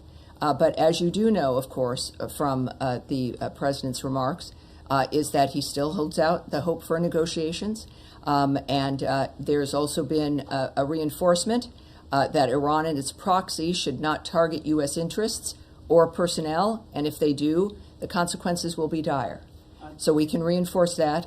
And of course, the ultimate red line, which has been repeated constantly, because it's what the President sees as being the most important aspect, is that Iran cannot have a nuclear weapon. That is not a negotiable dynamic. All right, yes, sir, at the end here. Yes, sir, go ahead, please. No, we'll keep going here. I have a non-Middle East question. Yes. We're getting reports that Japan has canceled the annual security talks known as 2+2 with Secretary Rubio and Defense Secretary Hegseth because of U.S. demands for them to increase their defense spending. Do you have any comment on this? And has Tokyo communicated with No, I have Washington? no comment on that at this point. Thank you. Yes, ma'am? Thank you, Tommy. 2 questions, one on China and about the Iran and Israel war. It was reported that the Chinese cargo plane was headed to Iran. Has there been any detection of Chinese actions or cooperation to support Iran? Let's take that back, shall we? Get back to her with an answer on that. What is your next one, please? One more question, please. Iran's nuclear weapons are threatening the entire world if the United States intervenes in a war between Israel and Iran. Do you think it will need support or cooperation from its allies? Well, we've made very clear, I think there's, if anything is obvious to the world, it's that President Trump has demands regarding that situation. His concern is the fact that Iran can never have a nuclear weapon. We know, of course, since October 7th, Israel remains in the posture of defending itself and the existential threat that is posed in that region by Iran. Our efforts clearly reflect the president's commitment to diplomacy first, to diplomacy being the thing that he believes will and can succeed, but he's also a pragmatic man. And this is why it's probably the most transparent leader globally right now, is making it clear publicly about his positions and when he would be willing to be making decisions about that. But we are always working with our allies and our partners. It's clear, and that will be also evident when the President and Secretary of State go to The Hague for the NATO meeting next week. All right, now go ahead in the back. Yes, sir. Thank you so much, Jenny, on Bangladesh. Given UN Human Rights Commission Chief Volker Turk concern over the banning of political parties in Bangladesh, also Human Rights Watch has accused the UNIS-led interim government for arbitrarily targeting Awami League supporters. Does the U.S. consider this violation of... Okay, I think we should move on to some of the other stuff. Other topics we can kind of check in. It's getting a little bit redundant. Israel running low on missile interceptors. Oh no, U.S. officials have quietly been worried for months, and now the urgency is real. With Iran firing long-range missiles, Israel's aero defense system is being pushed to the limit, and resupply isn't keeping pace. Experts say neither Israel nor the U.S. can keep swatting rockets forever. It's no longer just defense, it's a race against the clock. For days, Israel's defenses have largely held up against Iran's missile attacks. But there's a growing concern that Israel is burning through its defensive weapons. And its aero interceptors, which play a key role in taking out Iran's ballistic missiles, are in short supply, according to a U.S. official. The U.S. official and analysts familiar with the numbers say that Iran has more missiles than Israel and the U.S. have interceptors, raising concerns about Israel's ability to defend itself long term. Even though some missiles have slipped through, Israel's layered defense has proven to be extremely effective. Israel says its interception rate for ballistic missiles is about 90%. But as Tom Carrico, the director of the Missile Defense Project at CSIS, put it to me, the capability is not the question. It's the capacity that matters. Back in December, Israel's defense ministry struck a deal with IAI to make more Arrow 3 interceptors. However, the Arrows are complex missiles that cost more than $2 million apiece and take time to produce. The United States, aware of Israel's interceptor capacity issues for months, has been augmenting the country's defenses. But U.S. interceptors aren't unlimited either. Analysts say that whatever happens, officials need to act fast to end the war because the U.S. and Israel can't afford to sit and intercept missiles for an extended period of time. It's a very expensive project. By the way, the Supreme Leader made a post last night. On X, it was viral. They kept saying that he's dead. He was targeted and they killed him. But he made a post after, looks like. After they said he was dead. But it could be somebody else posting as him. But I haven't seen anything to confirm that he's dead. The post says, the Zionist enemy is being punished. It is being punished right now. Good money. And this just came out, well, in the early hours. Says, Israeli blocks German TV from filming Iran missile strike site. You know you cannot take the video of the location, right? Uh-oh. You cannot take the video of the location, you know. Uh-oh. The army said it. And who are you? Who I am? Yeah. A citizen of Israel. Yeah. Who are you? We are from German television. Okay, you cannot take the location with. You don't have to care about our work, and you don't need to film me. Yeah, I need to film you. You did not ask me. What are you doing? No, you cannot take the video of the location. Guy. Don't disturb our work. No, I will. Have you seen the other colleagues there? Maybe you should go there with as all well. The journalists. Maybe you should go there as well. There are several journalists. Okay, so don't take the video of the location. We have a lot of things to do. You want to see the order? What? You want to see the order? Please do not disturb my work. Thank you so much. No, I will. sir. Would you please? No. Should I call the police? No, now? yes, call the police. Right, call the police. Ali, komm, wir gehen mal darüber. I will go to the. What's your name? No, you will are know my so name in a ridiculous. minute. You have a lot of police officers over there. Go to there. Okay. Tell the police that I took video of you and I didn't let you to take video here. Oh.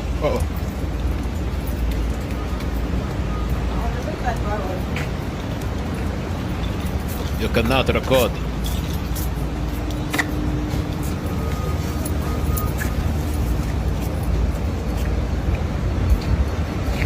Ali, komm, wir gehen dahin, wo die anderen sind. לב לכל העיתונאים הזרים שמצלמים. Okay, don't record. Now, Charlie Kirk says this is not a MAGA civil war. This is exactly the kind of debate we should have before using offensive U.S. military violence. Profoundly weighty decision. We have this ever-growing conflict in front of us, the Civil War. Israel-Iran conflict. Will the United States get involved? Will the United States decide to use bunker-busting bombs? As I've said, thank you for the 1,500 once, likes. and I'll say Appreciate again, that. President Trump has beyond earned our Here, 1 trust second. on all foreign affair issues. He took out Soleimani. He took out ISIS. He has bombed the Houthis. President Donald Trump has been a leader who is willing to use American military might where necessary, but not for prolonged conflicts. He's not a nation builder guy. He's not a let's change the population sentiment guy. There's only one nation that Donald Trump wants to build, and that is America. He wants to rebuild this country with infrastructure, a border, rising wages to get rid of inflation, mass deportations. President Donald Trump is focused on pouring money back into America. He's focused like a laser beam on that. And President Trump has earned our trust on all things foreign affairs.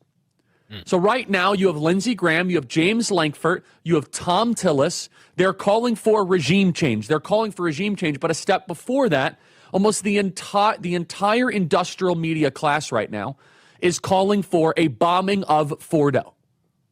Sounds good. But I think it's time that we get a couple answers. And we, the American people, deserve answers to this because after the 2020 election, after COVID, remember 2020, most secure election in history, everything was wonderful. Oh, really? We all know the truth there. How about COVID? 6 feet to slow the spread, vaccine is safe and effective, shut down the schools, mask while you shower. COVID came from a bat. So we were lied to there by the mass media and lied to there by the intelligence agencies. How about Joe Biden's mental decline? Joe Biden's perfectly fine. He's perfectly fit. It's a deep fake. You're wrong. He's never been sharper. How about the Hunter Biden laptop? That is Russian disinformation that our own intel community signed a letter saying that it was Russian disinformation. Our own intel community did that. Okay. Well, I'm sorry. That very same intel community on the sure that the President Trump's information flow is robust. And by the way, the president has such good instincts here. Phenomenal instincts. I have no idea why the president all of a sudden is saying 2 weeks. Could it be that maybe he's just... Well, he said within 2 weeks. Within 2 weeks, right? I think Lily was saying that too. Within 2 weeks. He didn't say specifically at the 2 week mark. Is within 2 weeks. Doing a little of a double beat. Maybe he just wants to make sure he gets all sides, no blind spots, because these very same intel agencies, even though that we have great people now running them, we have not rooted out all of the cockroaches. These are the very same intel agencies that targeted him and did Russiagate and went and did a foreign dossier funded by the Democrat National Committee while they were lying about it to go get a warrant against Donald Trump to displace him from becoming president. And President Trump hasn't forgotten that. That's why we must trust President Trump. But I have put together a list here, and it's a working list of some things that we, the American people, deserve to know. And if you get angry as I go through this list, I'm really suspicious as to why. We deserve answers to this. And maybe some of these things we don't know. Maybe the answers are there's a high risk. We don't, and that's fine. That is an acceptable answer. Just be honest and tell us the truth. Because there were lies about the invasion of Afghanistan. There were lies about the Iraq war. There were lies about the Libya civil war. There were lies about the Syrian civil war. There were lies about what's happening in Ukraine. And so before we involve America in another military operation in the Middle East, which might be the right decision because Iran should not get a nuclear weapon, here are some answers to some questions. If Fordow is hit with an American bunker buster, will it totally take out Iran's nuclear capability? Right. What is an approximation chance that it will? Will the bunker buster actually work? And secondly, what percentage chance that it will take out the entire nuclear program of Iran? I was talking to some people, and they said, oh, this will be the death blow of the nuclear program of Iran. Is that right? Because I actually don't think that's true. Because we're told right now that Iran is 15 days out from a nuke if they want it, even after the Israeli strikes. Even after the strikes that Israel has had a week later. Now we have 15 days, or else, Iran can build a nuke. Just happens to coincide with the 2 weeks. They're still 15 days out. Can we play that from the U.S. ambassador to the UN? Can we play that piece of tape, please, that we had? Ignore that Iran has all that it needs to achieve a nuke. Days after Israeli air, talking to somebody. I don't know.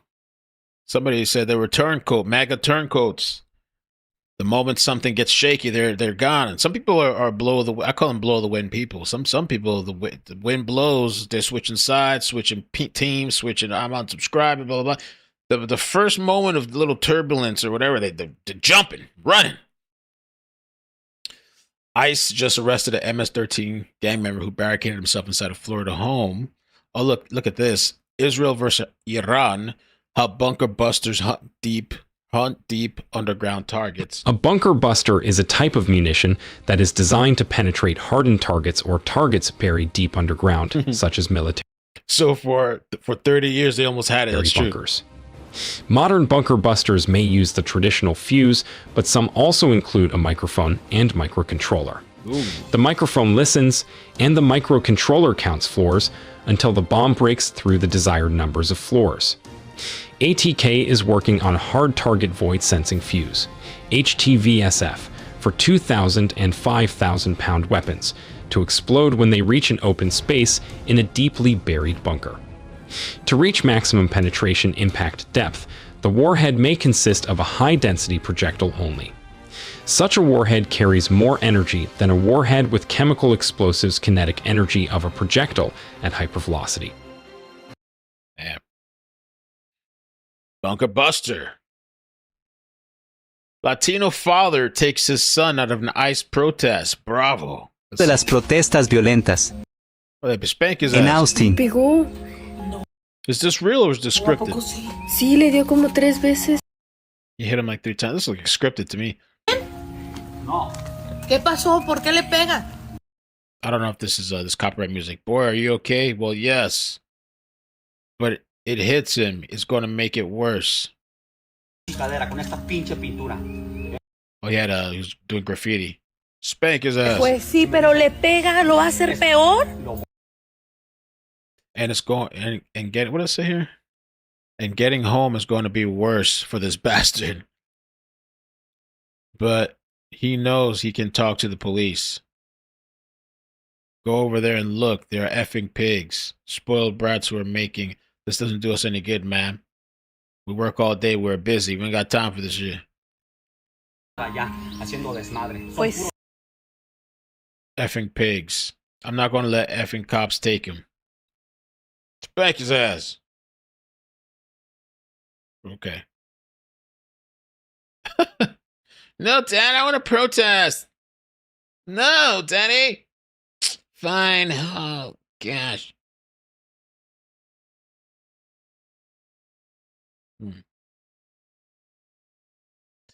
Iran allegedly has refused a zero enrichment scenario during talks between foreign ministers and Iran at E3 today, according to the Mossad commentary.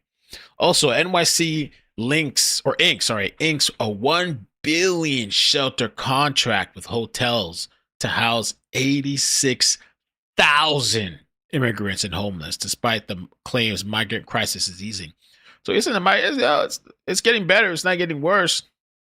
And they just did some type of deal, a 1 billion contract to house them in these hotels. Those hotels have become shelters. Wow. Supposedly, too, this was an ICE raid at a club. Oh, no.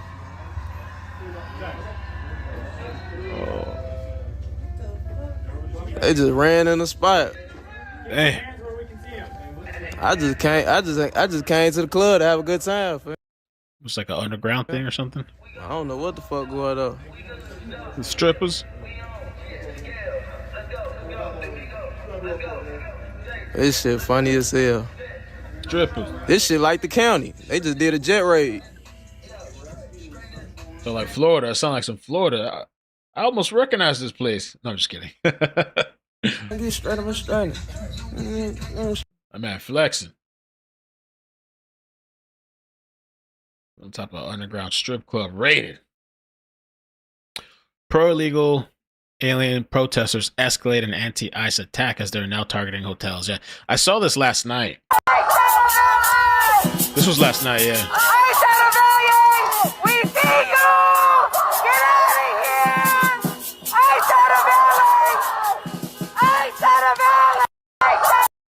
here! Yeah, I was gonna stream it, but it seemed a little boring. I didn't. There was nothing. It was just screaming outside of the hotel. That's all it was. Illegals run after ICE shows up. I voted for this. Oh my god! Wow.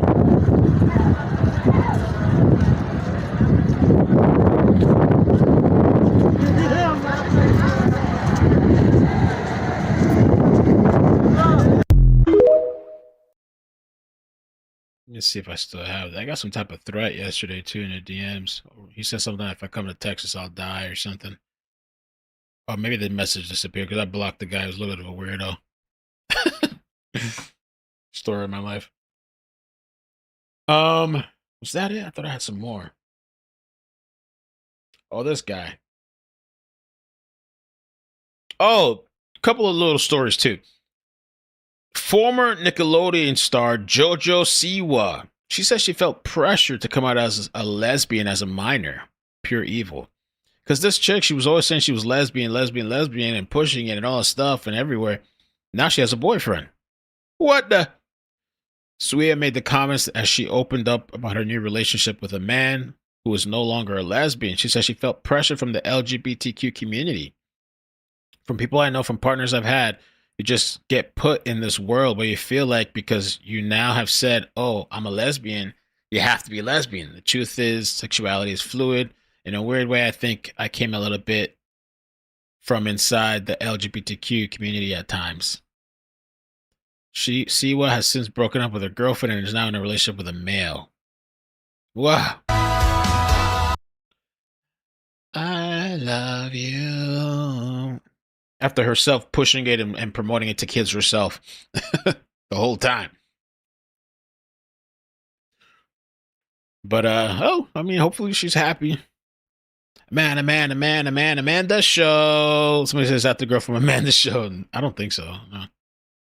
Damn, yeah, I don't know what's going on with Amanda. Amanda Bynes? Lord almighty. Poor girl. Poor girl. This is hilarious. I'm going to show this for a little bit of comment. It's very obvious. It says pro-Israel Tucker Carlson versus anti-Israel Tucker Carlson. It's very obvious. It's clear to me that the government of Israel is controlling our politicians. There's no question. And I can't support that as an American, as a Christian. I can't get behind that. And you think it's too much influence? AIPAC has enormous influence on our congressmen. There's many organizations that influence our politicians. I don't know why that's a good thing. Is it a good thing? It could be a good thing, but I'm not sure. I don't think it is. Didn't you support Donald Trump? Of course I did, yes. I campaigned for him. And he's been very pro-Israel. He supports Israel. Doesn't that mean by extension you support Israel? Why does that? That doesn't mean that at all, at all. Well, why would you support Donald Trump if he supported Israel? Why would you do that? I don't see why you would do that if it's against your values as an American. What do you I mean, you're supporting a candidate who proudly supports Israel. I would think you would support Israel. Why would you support a candidate who supports Israel if you don't support Israel? I'm not really understanding what you're saying. Like, it's not really making sense to me, like, at all. I'm sorry, I can't get past that. You're supporting proudly a leader who's been proudly supportive of Israel. And now you're saying you don't support that president? That seems contradictory. Well, I do want him to succeed, but do I want him to fail? I think failure can be good for people. People can learn a lot from failure. I certainly have learned a lot from failure, but why would you contradict yourself? Well, not as much as you're contradicting yourself. I mean, it's speaking out of both sides of your mouth. I mean, do you have two mouths? I don't. Well, there's two mouths here talking, but one side's being consistent and one side's not.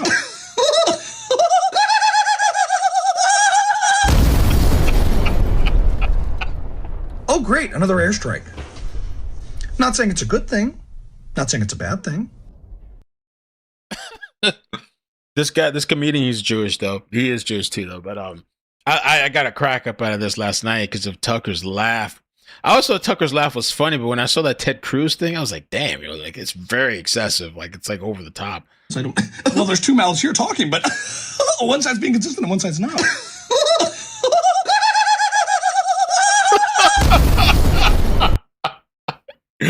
I don't know what's up with that, man. I don't know. Fuck you! Nissan Altima, classic, one of the classics. I used to. No, I've always had I had Corolla back in the day. This guy's name is Ami Kozak. I've seen him a couple times. I've seen him do some podcasts and stuff like that. He's on Twitter, Ami Kozak, if you want to follow him. I thought that was pretty funny. I think he had the laugh down pretty right, but he does a lot of like commentary and stuff like that. I think he's done. I think he's done. Oh, what am I thinking of? Jordan Peterson. There's been a few. I don't know what's up with Peterson. Like after all that stuff that happened to him with the drugs, the Klonopin or whatever. He's I don't think he's been the same, man. I think that guy. And he's always like doing these podcasts and crying and stuff, getting very emotional. I mean, I understand once in a while, maybe, I guess, but like every time, like maybe he needs to have a check, you know, like his chemical balance or hormones or something, man.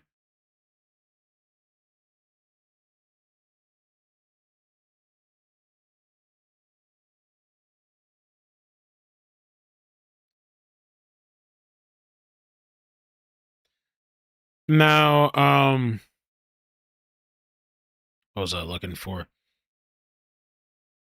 Impressions, you know, and sometimes I'll just stumble across a video of Jordan Peterson, you know, and there's not always a point or a bit to the essence of the chronology of my videos. It's not a substructure that exists within the context of exactly what I'm trying to procure. I don't even know if procure is a word, but I sort of set it in the form of a stream of consciousness that exists within the arc. Imagine having a conversation with Jordan Peterson, like a simple, so how was your day? And it just leads into like this tirade and stuff, you know, like structure of my brain. I guess you'd say that it exists there and I don't really know where it comes from. You know, it's a deep-rooted substructure that animates my very existence. So in doing so, there's no premise to this video. It's just an impression. You know, and I just felt like doing it for fun. So that's the same guy. It's funny. Another thing I forgot too. There was another article I wanted to share. Somehow disappeared. Let's see. Oh, by the way, they're also saying napping is a sign that you're going to die early or something. Apparently, so there are reports, some type of study saying somehow coke is healthier than weed for you. Coke. That weed now can increase your, I forgot something with your heart. They're saying napping longer as you age linked to higher chance of death. Everything is all that stuff that was like a little healthier for you, a little midday that we thought it was okay. Now everything's deadly. Naps are deadly. Weed is deadly. Coke is healthy now. It's healthy. It's the healthier option, not healthy, but the healthier option. And there's this interesting post. Let me see if I can find this article because I lost it. Oh, here it is. I really believe this is happening for sure. there's this, now it's from the New York Post, but it says rogue states Russia and Iran attempting to destroy MAGA movement with disinformation bot army. Russia and Iran are targeting Make America Great Again movement to destabilize the right from within. Both rogue states are using tens of thousands of social media bots to amplify untrue voices and opinions, masquerading as MAGA loyalists. There's been a couple of people, some of these accounts, there was one recently, a huge MAGA account that they found out it was somebody in India just running. I'm thinking it's because there's money to be made and you can build up a social media profile, I guess. So I totally believe that this is probably happening. And, you know, X is full of bots and a crazy amount of bots. My inbox, the message request area, I can barely ever check it because this is what my inbox mostly looks like. My message area, my request area. People that I don't follow, it's getting put in this, but I get so much junk garbage. It's rendered the message request like useless. This is all I get all the time, and I've tried to block it. I've tried to delete it. It just keeps filling up. This is within 24 hours. Non-stop crap, junk sent to me all the time. So I wouldn't be surprised if this is happening.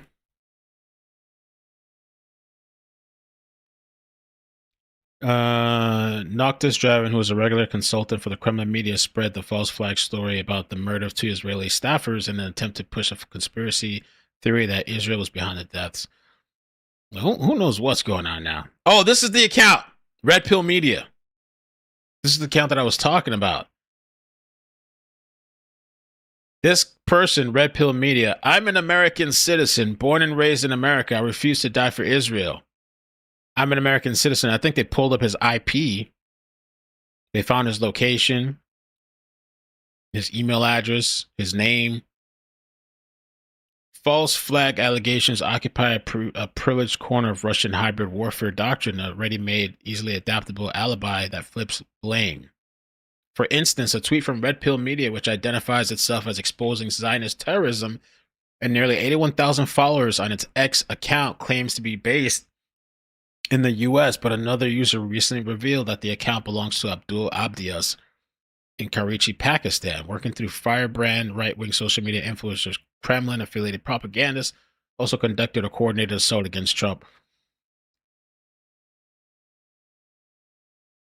So I wouldn't be surprised. I mean, I'm not saying all of them, but I really wouldn't be surprised if there's people sitting in India and whatever other country, you know, building up these profile accounts, you know, and trying to sway people one way or the other. Oh, how could I forget? We got to clip this. I got to clip this for the Clips channel. By the way, yes, please subscribe to my clip. Two things. I'm premiering a video on the Clips channel after this live.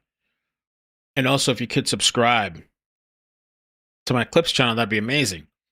Now, this I thought was very interesting with the Carmelo Anthony and Austin Metcalf story. This was an article that came out June 18th, Daily Mail. I watched the footage of the race crime that split America. What I saw shocked me, and this is how it could flip the case. Just after 10 a.m. on April 2nd, during what should have been a typical high school track meeting at the stadium in Frisco, Texas, students warm up, stretching patiently, waiting for the competition. Spectators took cover under a tent in the bleachers, Memorial High School. In a matter of seconds, 17-year-old Carmelo Anthony fatally stabbed 17-year-old Austin Metcalf, transforming a rain delay into a crime scene. On Monday, the Daily Mail became one of only 2 news organizations granted access to surveillance footage of the deadly incident, a killing that shocked the nation and ignited debates about race, privilege, and criminal justice systems. In the 40-minute surveillance video recorded from a stationary camera on the opposite side of the football field, captures the 10 minutes leading up to the attack and the desperate efforts by the Metcalf twin brothers and others to save his life before paramedics arrived. So 10 minutes. Metcalf, a student from Memorial High School, was stabbed after confronting Anthony, who attended the Sentinel High School, about sitting under the tent of a team he was not affiliated with according to statements made by the father. Anthony admitted to the stabbing, but maintains he acted in self-defense. Initially, Frisco police said an altercation between the teens led to a violent encounter. However, the footage reviewed by the Daily Mail at the Frisco Independent School District's headquarters shows no obvious physical confrontation between the two prior to the stabbing. What?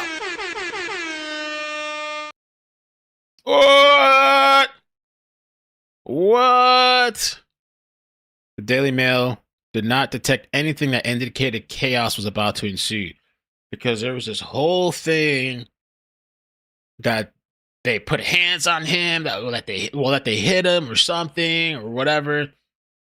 They're saying they viewed the video. Homeboy just snapped and stabbed him in the heart. I'm sure there was conversation back and forth, but because, you know, the Carmelo family representative, I guess, whatever he is, we have video, but they haven't put out the video. I don't know why they haven't put out the video. I guess for court or maybe the sensitivity. Strict guidelines were enforced for reviewing the footage. Reporters were only permitted to take handwritten notes and were barred from capturing or republishing stills or clips. The district allowed the limited release because the students' identities are not easily discernible.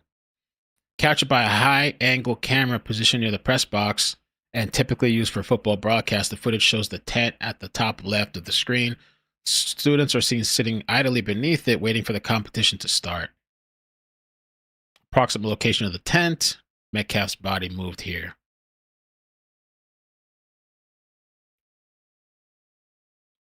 So then seemingly out of nowhere, it becomes apparent that the moment has happened when an armed Anthony attacked Metcalf. The stabbing itself, this is big though, is not visible on camera, but the reaction is immediate. Students are seen fleeing under the tent. Why couldn't they see the stabbing, I guess? Moments later, two people can be seen carrying an injured Metcalf down the bleachers to a walkway at the bottom of the seating area. More individuals, including some adults, are seen rushing to the side to help. As the rain begins to fall, Metcalf is visibly cradled in the arms of his twin brother, Hunter, bleeding heavily as they await emergency medical services. That's another thing that this family representative tried to say was a lie. He said, I thought I heard him say that, oh, the brother saying he was holding his brother. I thought he said it was a lie. That representative has been totally disgusting and nasty. It took 10 minutes for the ambulance to arrive after the stabbing. Paramedics are seen entering a gate near the end of the zone and driving to the 50-mile yard line. As they took the stretcher out of the back of the vehicle, they seemed to realize that they needed to take another route to reach the gravely wounded Metcalf, so they walked back toward the end zone and through the entrance of the bleachers. The medics eventually reach Metcalf. However, any medical treatment administered is obscured by the ambulance. Police are also seen covering the area near the tent with a blue tarp, presumably to preserve evidence in the pouring rain. The ambulance with Metcalf inside did not leave the stadium until 10:27 a.m., nearly half an hour after the stabbing. He was pronounced dead at the hospital. Police can be seen investigating under the tent in the final few minutes of the video before it ends. So that's kind of the update. Other angles still may exist. The surveillance reviewed appears to challenge the self-defense claim. Whoa. Offering little to visible evidence that Anthony was in immediate danger before the attack. That's big. That is big. Anthony attorneys Mike Brown did not immediately respond to the Daily Mail's request, though he was 17 at the time. Anthony is being charged as an adult with first-degree murder. Wow. Huge.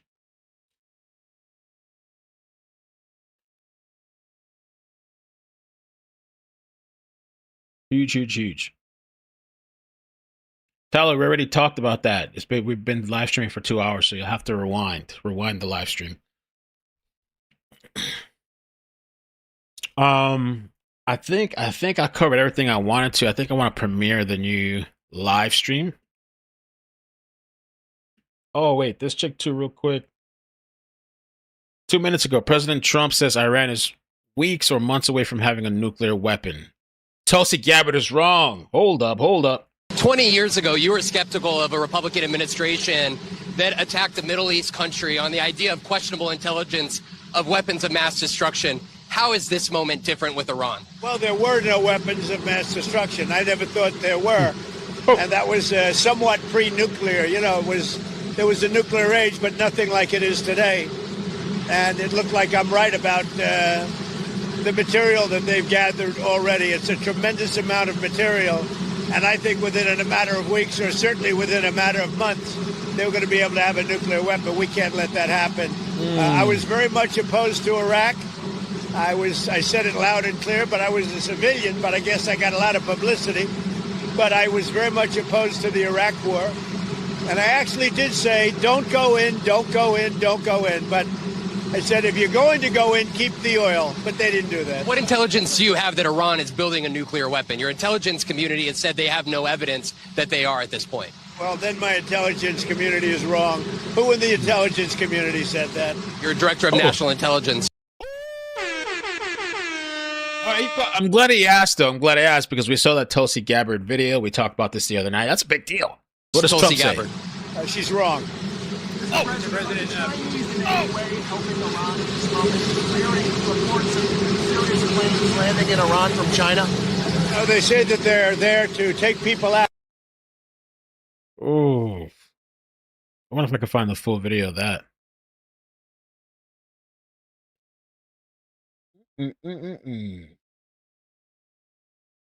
Mr. Trump.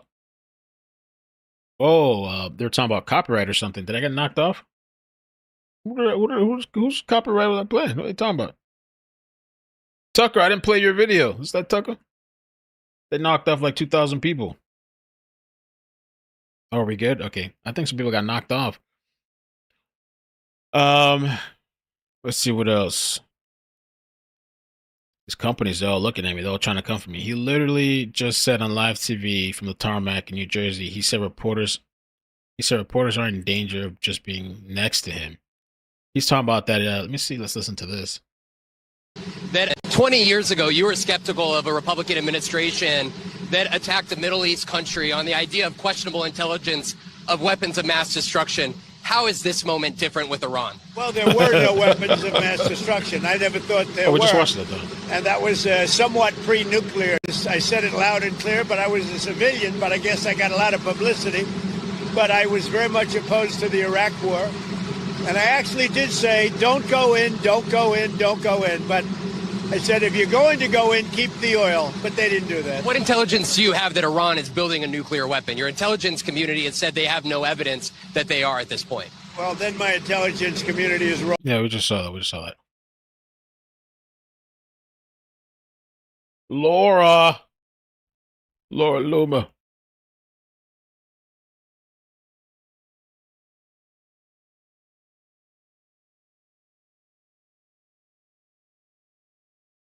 She's wrong. Mr. Trump said Tulsi's wrong. Is Tulsi going to reply? What's going on with Tulsi and Trump? Uh-oh.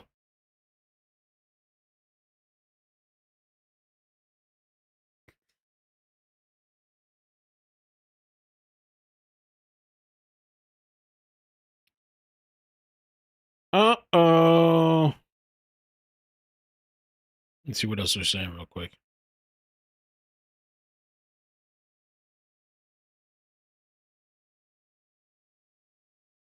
Europe didn't help us. No, they didn't help. No. 20. Iran doesn't want to speak to Europe. They want to speak to us. Europe is not going to be able to help in this one. 20. Europeans help at all?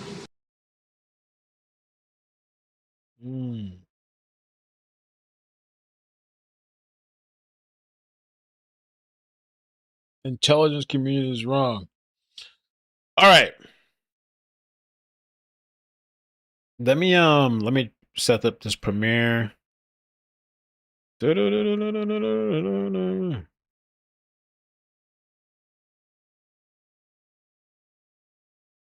drop this premiere now. Instant premiere.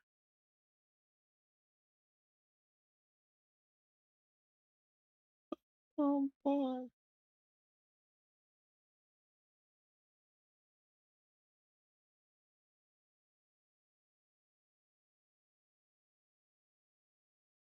The day is young. The day is young, especially on the West Coast.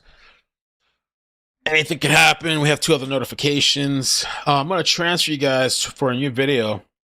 It's a messed up story. Florida story on the Clips channel. And we'll see what else today brings. I appreciate you guys hanging out with me today. Oh, Tulsi Gabbard's page is down, Brittany? No. Did she take it down? So what? No. Hold up. Tulsi Gabbard? I see her page right here. Hold on. Her page is right here. Tulsi Gabbard X page is down. She's right here. Visited Hiroshima in Japan and stood at the epicenter of a city that remains scarred by the unimaginable horror caused by a single nuclear bomb. Tulsi's right there. She's strong. Her page is up. All right, guys. Thank you so much. We'll see what today brings. Please like and subscribe. We got 1,700 likes. I appreciate it. I'm going to transfer you guys.